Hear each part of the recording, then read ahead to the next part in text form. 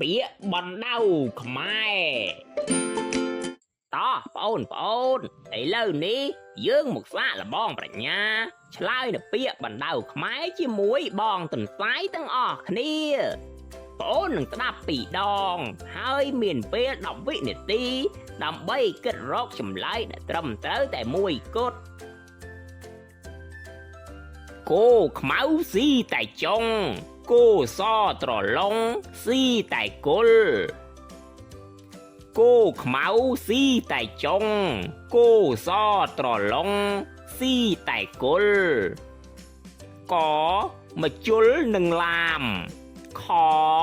ដាវនឹងលំបែងគ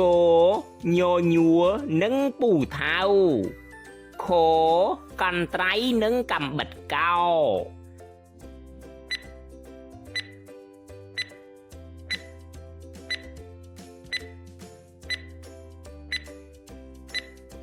ចម្លើយត្រឹមត្រូវគឺ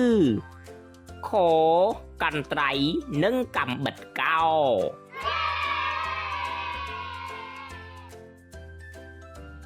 តើបងប្អូនដឹងទេថាគេយកកន្ត្រៃនិងកំបិតកោទៅធ្វើអ្វីខ្លះ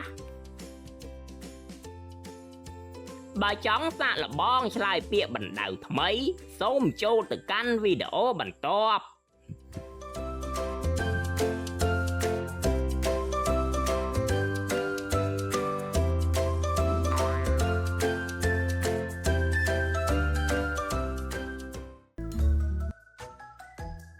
សូមអរគុណ